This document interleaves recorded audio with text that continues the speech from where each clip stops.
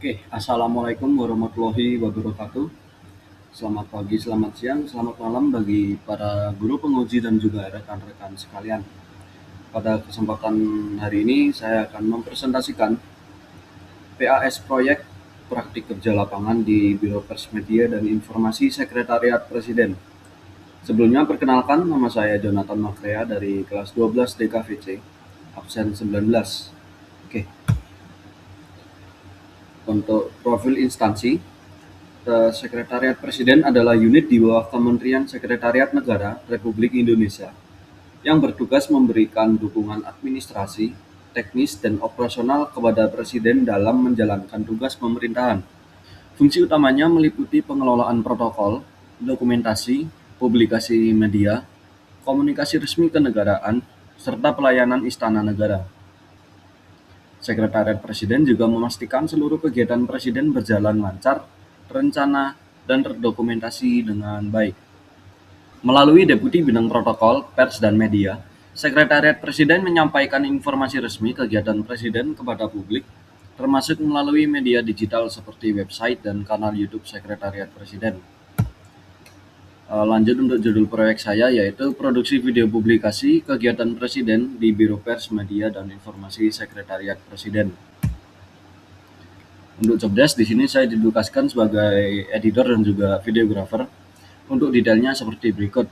Yang pertama meliput kegiatan Presiden baik di luar kota, dalam kota, dan juga di area Istana Negara. Yang kedua meliput rangkaian acara tamu negara. Yang ketiga mengedit video kegiatan Presiden. Dan yang terakhir mengedit video visual state banquet.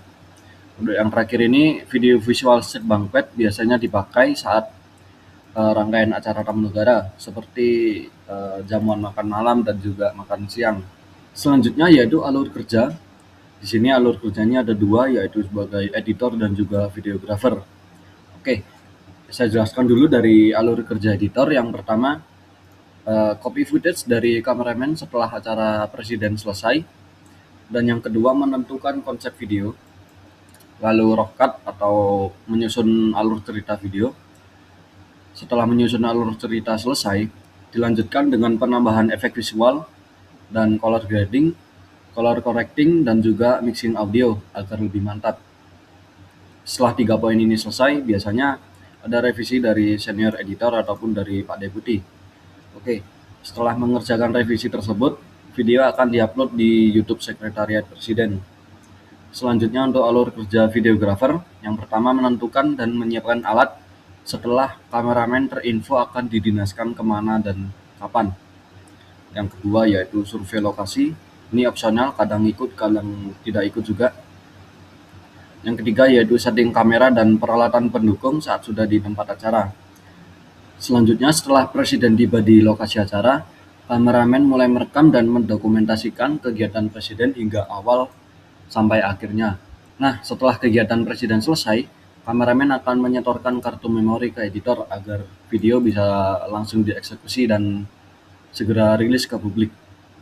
Selanjutnya, untuk dokumentasi kerja, di sini sudah terlampir beberapa foto dokumentasi saya saat bekerja, mulai dari yang pojok kanan atas saat meliput pengantaran Presiden menuju Aceh di Bandara Halim Perdana Kusuma.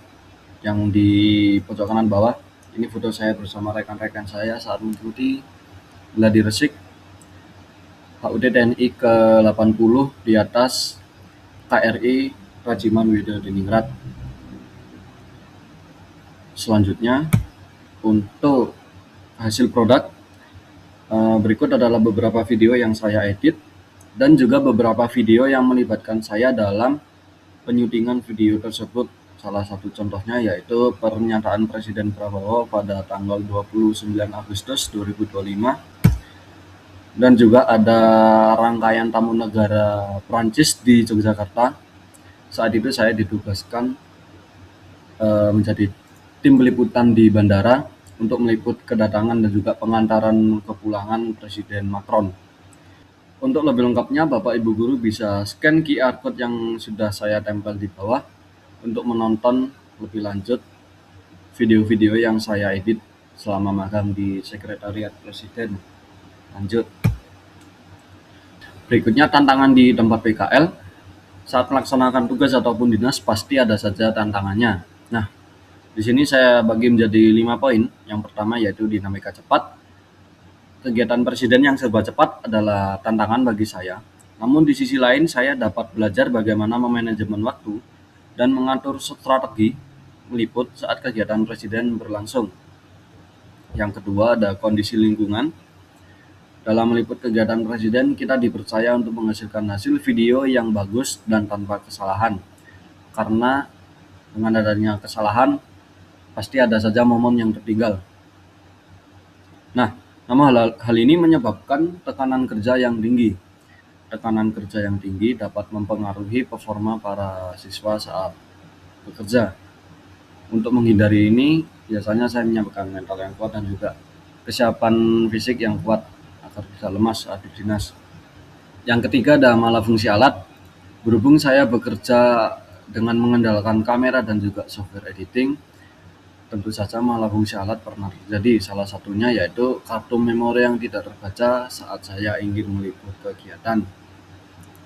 Untuk menghindari hal tersebut, biasanya saya melakukan cross-check kepada kamera dan alat-alat lain yang akan saya gunakan sebelum berdinas. Yang keempat ada editing video. Saat editing video, kita dituntut untuk mengedit video dengan cepat dan dengan hasil yang bagus. Di sisi lain, hal ini dapat melatih skill editing saya agar menjadi lebih baik dan juga lebih terbiasa. Dan saya juga dapat menerapkan ilmu-ilmu yang saya dapat dari rekan kerja dan juga senior-senior saya, agar kedepannya hasil video menjadi lebih baik dan lebih mantap. Yang terakhir ada jam kerja. Dengan adanya kegiatan presiden yang serba cepat dan sering berubah, jam kerja juga menyesuaikan kegiatan presiden. Perubahan jadwal kegiatan juga sering mendadak dan tidak terinfo dengan jelas. Untuk mengatasi hal tersebut, saya biasanya koordinasi dengan koordinator tim peliputan dan juga menyesuaikan diri dengan alur kerja yang ada. Intinya kita harus siap sedia. Selanjutnya untuk pengalaman paling berkesan, banyak sekali pengalaman yang saya dapatkan, namun dari seluruh pengalaman tersebut ada beberapa yang paling berkesan bagi saya. Yang pertama, saya bisa bertemu dan berinteraksi langsung kepada para menteri kabinet Merah Putih dan juga pejabat-pejabat tinggi lainnya. Selain itu, saya juga berkesempatan bertemu dengan Marc Marquez, pembalap MotoGP, saat memberikan keterangan pers di Komplek Istana Negara. Saya juga merasa bersyukur karena dapat merasakan dan memanfaatkan kesempatan ini sebagai bahan belajar, karena mungkin pengalaman ini tidak dapat dirasakan oleh orang lain dan juga tidak dapat terulang 2 kali. Untuk evaluasi tempat PKL, lingkungan kerja di sini bisa dipakai sebagai praktek dan belajar hal baru bagi para siswa. Namun alangkah lebih baiknya jika siswa bisa diberikan bimbingan yang lebih baik agar siswa bisa lebih berkontribusi dan juga bisa berkarya dengan hasil yang maksimal. Dan juga koordinasi antar siswa dan rekan kerja agar bisa lebih detail dan jelas, supaya tidak terjadi miskomunikasi antar rekan kerja dan juga tim, agar tercipta jam kerja yang efektif dan tidak buang-buang waktu dengan standby. Baik, mungkin sekian dari saya. Terima kasih sudah menyimak presentasi saya. Semoga kedepannya hasil yang saya presentasikan bisa berguna bagi saya dan juga orang lain. Mohon maaf bila ada salah kata. Saya tutup. Wassalamualaikum warahmatullahi wabarakatuh. Selamat malam.